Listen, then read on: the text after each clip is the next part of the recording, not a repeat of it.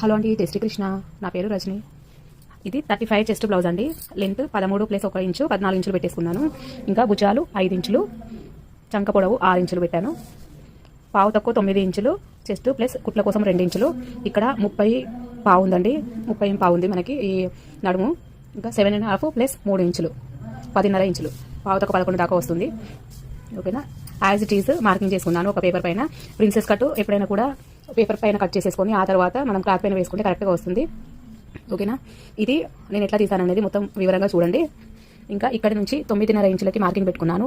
ఈ అమ్మాయి కాబట్టి కొద్దిగా చెస్ట్ తక్కువ ఉంటుంది కాబట్టి లెంత్ వచ్చేసి 9.5 మార్కింగ్ పెట్టేసుకొని ఇంకా మిగతాది నేను లైన్ కొట్టుకున్నాను. 4.5 ఇంచుల వరకు వస్తుంది.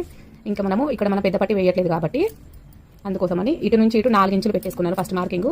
ఆ తర్వాత స్ట్రైట్గా లైన్ వేసుకున్న తర్వాత 1.5 ఇంచు నేను టక్స్ల కోసం తీసుకున్నాను. ఆ తర్వాత పెద్ద పట్టి లేదు కాబట్టి అందుకోసము ఇట్లా స్ట్రైట్గా తీసే కన్నా మీరు ఇట్లా తీసి చూడండి. మనకు పెద్ద పట్టి వేసినప్పుడు ఎంత ఫిక్సిబుల్గా ఉంటుంది బ్లౌజ్, అంత బాగా వస్తుంది. 2 ఇంచులు స్ట్రైట్గా లైన్ కొట్టుకున్నాను. ఆ తర్వాత దీనికి మనం నార్మల్గా టక్స్ కోసము ఇట్లా మనం ఎట్లా అయితే క్రాస్ లైన్ కొట్టుకుంటామో అట్లా కొట్టేసుకొని కావాలంటే కొద్దిగా ఇట్లా షేప్ తీసుకోవచ్చు.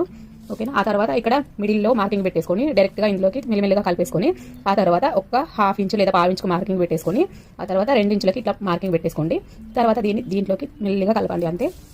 ఇంకొక ముఖ్యమైన విషయం ఏంటంటే ముందుగా ఈ మనం బ్యాక్ పార్ట్ కట్ చేసేసుకున్నాం కదా, దీంట్లో ఒక 1 ఇంచు ఫోల్డ్ చేసుకోండి టక్స్ కోసం. ఇక్కడ టక్స్ వెళ్ళిపోతుంది, ఇందులో కూడా టక్స్ వెళ్ళిపోతుంది కాబట్టి ఇక్కడ ఈ కుట్ల కోసం ఏదైతే తీసుకున్నానో అది వదిలేసి ఇక్కడి నుంచి ఇక్కడికి ఆ తర్వాత ఇక్కడ నుంచి ఈ మొత్తానికి పేపర్ పైన దీన్ని పెట్టేసి మార్కింగ్ పెట్టుకున్నట్టయితే కనుక నాకు ఇక్కడ వరకు వచ్చింది. ఇక్కడికి నేను మార్కింగ్ పెట్టేసుకొని ఇక్కడ మాత్రం కుట్లకి పెంచుకోకండి. కుట్లకి పెంచుకున్నట్టయితే మనకి మళ్ళీ ఇక్కడ బట్ట మిగలన కానీ కుళ్ళుగా ఇట్లా గుల్లగుల్లగా రావడం కానీ అట్లా వస్తుంది. ఇక్కడ నుంచి ఇక్కడికి స్ట్రైట్ లైన్ వేసుకున్నాను, అందుకే క్రాస్గా ఉంది చూడండి.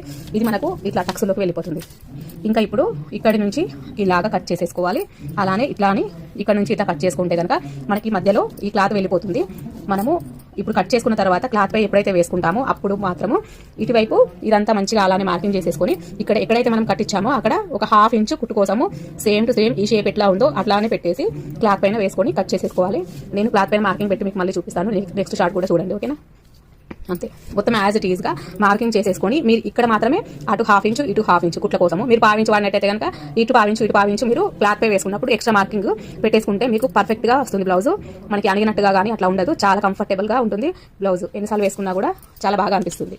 ఓకేనా. ధన్యవాదాలు. నచ్చితే కనుక లైక్ చేయండి, షేర్ చేయండి, సబ్స్క్రైబ్ చేసుకోండి. ఏమైనా డౌట్స్ ఉంటే అడగండి. హలో అండి, జై శ్రీకృష్ణ. ఇంతకుముందు పేపర్ కట్ చేసుకున్నాం కదా, దాంట్లో మధ్యలో కట్ చేసిన తర్వాత ఇలాగా మనం చూడండి కుట్ల కోసము ఇట్లా ఓన్లీ 1/2 ఇంచు ఎక్స్ట్రా పెట్టేసుకుంటే మనకు కరెక్ట్గా వస్తుంది.